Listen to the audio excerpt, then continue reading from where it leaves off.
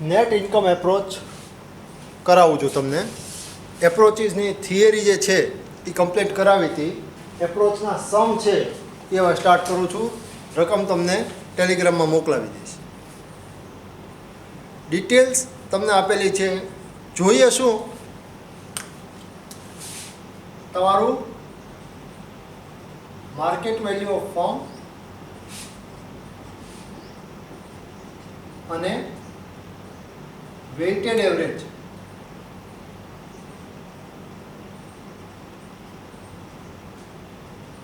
Cost of capital,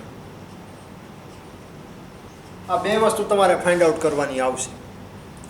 market value of firm છે એ તમને ક્યાંથી મળે?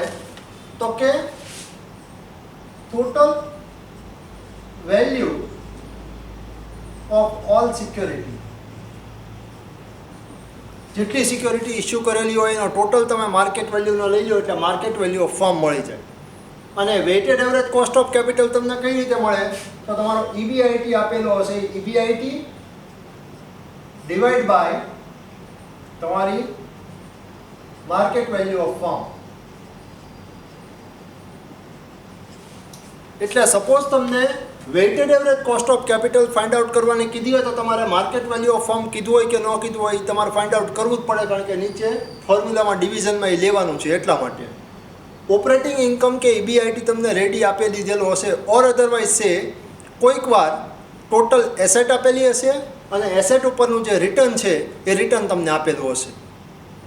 એ રિટર્ન તમારે રિટર્ન ઉપર એસેટ ઉપર જે રિટર્ન છે એ તમારે ગણવાનું આવે. દાખલા તરીકે એસેટ તમને કીધી કે 10 લાખ રૂપીસ છે અને રિટર્ન ઓન એસેટ અથવા અર્નિંગ ઓન એસેટ 10% તમને કીધું હોય તો તમારું EBIT શું થાય? આના 10% એટલે 1 લાખ રૂપીસ તમારું EBIT મળે. આ રીતે તમને આપી દીધેલું હશે. ડાયરેક્ટ કે ઇનડાયરેક્ટ તમને આપી દીધેલું હશે. કોઈક વાર ડાયરેક્ટ અમાઉન્ટ કહી દેશે, કોઈક વાર આવી રીતે ઇન્વેસ્ટમેન્ટ કે એસેટનું પ્રપોર્શન આપીને તમને કીધેલું હશે. હવે સમ તમને શરૂ કરાવું છું. બે વસ્તુ તમને મેક્સિમમમાં ફાઇન્ડ આઉટ કરવાની કહે છે, માર્કેટ વેલ્યુ ઓફ ફર્મ અને weighted average cost of capital. એટલે પહેલાં તમારે માર્કેટ વેલ્યુ ફાઇન્ડ આઉટ કરવી પડે, એની પછી જ તમારું weighted average cost of capital છે એ તમારી ફાઇન્ડ આઉટ થઈ શકે.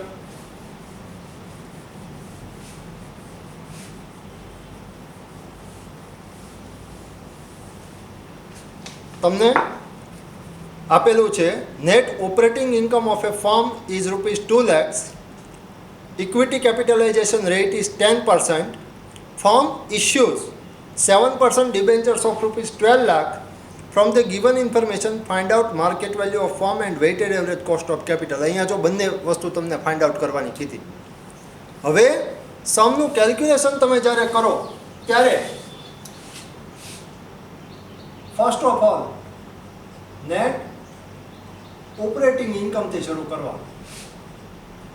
કોઈક વાર એને નેટ ઓપરેટિંગ ઇન્કમ કહે છે અને કોઈક વાર એને EBIT પણ કહે છે. એટલે બંને નામ એક જ છે, ધ્યાન રાખજો. એક્ઝામમાં જો પેપરમાં તમને EBIT આપેલું હોય, earning before interest and tax, તો પણ એ જ વસ્તુ થાય. નેટ ઓપરેટિંગ ઇન્કમ તમને આપેલી છે 2 લાખ રૂપીસ. નેટ ઇન્કમ એપ્રોચમાં ઓપરેટિંગ ઇન્કમમાંથી ડાયરેક્ટ ફર્સ્ટ સ્ટેપની અંદર ઇન્ટરેસ્ટ ઓન ડિબેન્ચર લેસ કરવાનું. ડિબેન્ચર તમને કેટલાના આપેલા છે? 7% ડિબેન્ચર ઓફ ₹12 lakhs. એટલે 12 lakhsના 7% તમે કરવા જાઓ, 7% ઓફ 12 lakh એટલે 84,000 તમારા થાય. 2 lakhs minus 84,000 એટલે 1,16,000. એ તમારું વધ્યું income for equity share holder.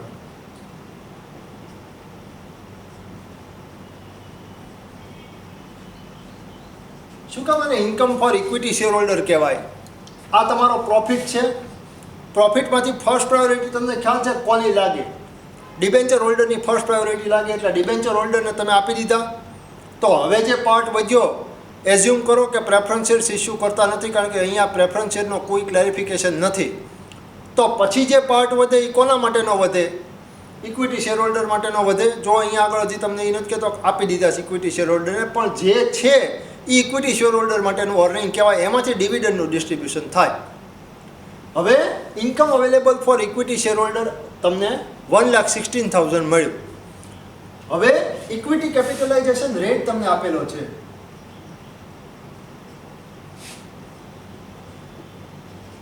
Equity capitalisation rate કહેવાય, અથવા તો એનું બીજું નામ છે એ કોસ્ટ ઓફ ઇક્વિટી કેપિટલ એ આપે છે.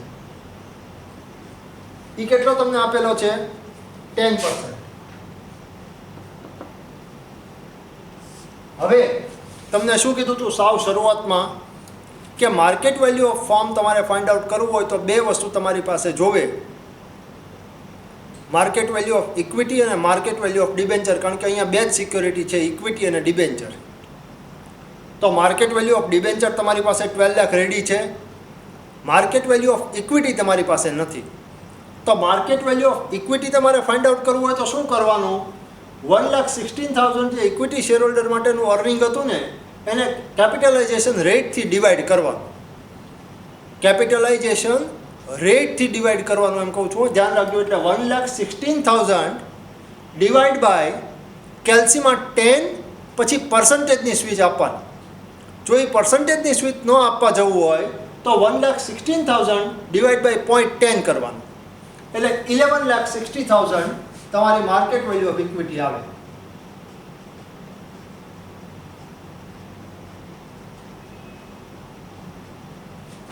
$11,60,000. હવે માર્કેટ વેલ્યુ ઓફ ઇક્વિટી તમને મળી ગઈ. તમારે ફાઇન્ડ આઉટ શું કરવાનું છે? Market value of firm. તો માર્કેટ વેલ્યુ ઓફ ડિબેન્ચર તમારે એડ કરવી પડે. એમાં માર્કેટ વેલ્યુ ઓફ ડિબેન્ચર કેટલી છે? 12 lakhs. તો 23,60,000 તમારું માર્કેટ વેલ્યુ ઓફ ફર્મ તમને મળી.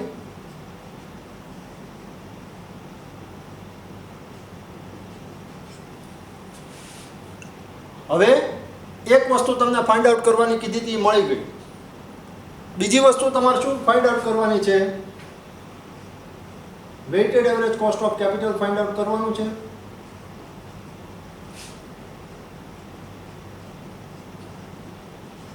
તો weighted average cost of capital કઈ રીતે ફાઇન્ડ આઉટ થાય? તો એ તમને કીધું EBIT divide by market value of firm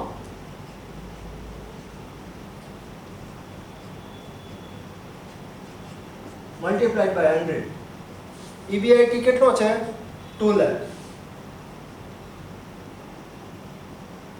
market value of firm 23,60,000 multiplied by 100. એટલે એ તમારો ફાઇનલ આન્સર છે 8.47% આવે. આ તમારી total weighted average cost of capital આવે. એક સમ હજી તમને કરાવી દઉં છું.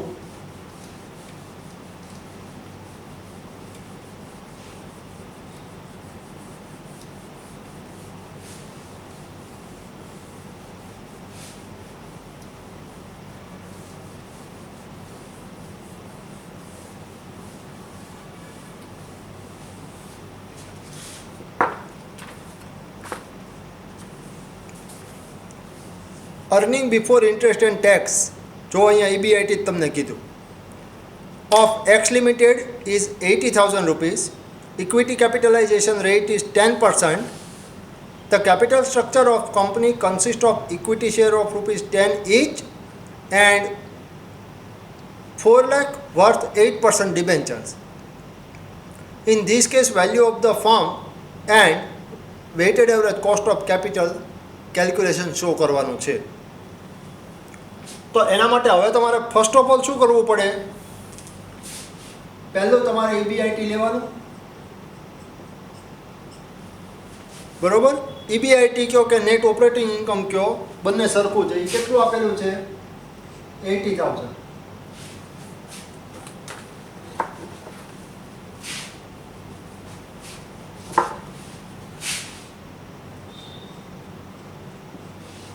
EBIT 80,000 rupees less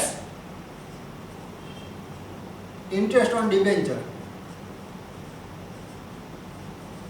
Interest on debenture, debenture કેટલાના છે? 4 lakh of rupees 8%. 4 lakh rupees 8% debenture છે. એટલે એનું કેલ્ક્યુલેશન કેટલું થાય? 32,000 થાય. 80 માંથી 32 તમે ડિડક્ટ કરો એટલે 48,000 તમારા આવ્યા. એ 48,000 કયા કહેવાય? Earning for equity holder.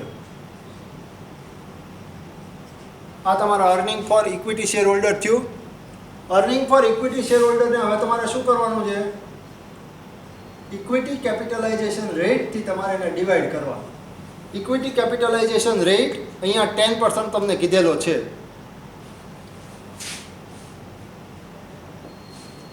એટલે અહીંયા આગળ કેટલા આવ્યા? 48,000 ડિવાઈડ બાય 10% કરો એટલે 4,80,000 તમારા આવે. એ શું આવ્યું? Market value of equity. Market value of equity તમારી 4,80,000 આવી. હવે 4,80,000 માર્કેટ વેલ્યુ ઓફ ઇક્વિટી આવી ગઈ. માર્કેટ વેલ્યુ ઓફ ડિબેન્ચર એમાં એડ કરવાનું. કેટલા ડિબેન્ચર છે? 4 લાખ રૂપિયાના ડિબેન્ચર છે એટલે 4 લાખ ત્યાં એડ થાય એટલે 8,80,000 તમારી માર્કેટ વેલ્યુ ઓફ ફોર્મ આવી. માર્કેટ વેલ્યુ ઓફ ફોર્મ તમને મળી ગઈ. હવે તમારે શું કેલ્ક્યુલેટ કરવાનું છે? Weighted average cost of capital.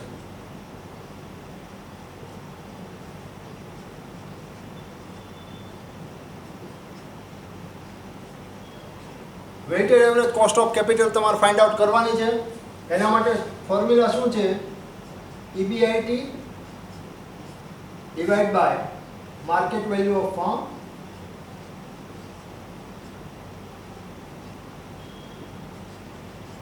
Multiplied by 100. EBIT તમારો 80,000 છે divide by market value of firm તમારી 8,80,000 મલ્ટીપ્લાઈડ બાય 100.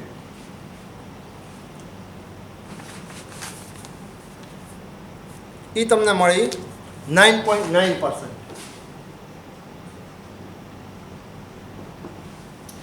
આ તમને તમારી weighted average cost of capital મળી. શરૂઆત છે એટલે સમ સ્પીડ અત્યારે રાખતો નથી. આ સ્ટ્રક્ચર છે એ નેટ ઇન્કમ એપ્રોચ માટે આ જ રહેશે. કારણ કે નેટ ઇન્કમ એપ્રોચનો કન્સેપ્ટ જ એ છે. એટલે આ એપ્રોચ માટે બહુ તો કદાચ તમને આની અંદર વેરિએશન શું કરશે કે ડિબેન્ચર જે એક અહીંયા આપેલા હતા ને, અહીંયા કેટલાના તમને ડિબેન્ચર આપેલા હતા? 4 lakh debentures of 8%. A 4 lakh debentures of 8% અને નીચે પછી તમને કીધું હોય તો એ શું કીધું હોય કે if debenture is increased to 5 lakh rupees. એટલે અહીંયા જે 4 લાખ ઉપર તમે 8% ગણ્યું હતું એના બદલે 5 લાખ ઉપર 8% ગણીને ફરીવાર એનું કેલ્ક્યુલેશન દેખાડવાનું રહે. મેક્સિમમ આટલું વેરિએશન સમની અંદર નેટ ઇન્કમ એપ્રોચમાં છે એ કરવામાં આવશે. શરૂઆતનો કેસ છે, શરૂઆતનો ટાઈમ છે એટલે બહુ વધારે સ્પીડ સમની અંદર નથી પકડતો. જોઈ લેજો આ સમ તમારી રીતે છે. સાવ ઇઝી કેલ્ક્યુલેશન. જે સ્ટ્રક્ચર તમને બોર્ડ ઉપર વર્ક કરેલું છે એ જ સ્ટ્રક્ચરની અંદર તમારે એક્ઝામની અંદર કરવાનું આવશે. 4 એપ્રોચમાંથી કોઈ એપ્રોચ માટે હું એવું નથી કહેતો કે આ એપ્રોચ ઇમ્પોર્ટન્ટ છે ને આ એપ્રોચ ઇમ્પોર્ટન્ટ નથી. એટલે 4 એપ્રોચની થિયરી અને સમ બંને ઇક્વલ ઇમ્પોર્ટન્સ જ છે. એટલે વેઇટેજ સરખું જ બધાની અંદર આપજો.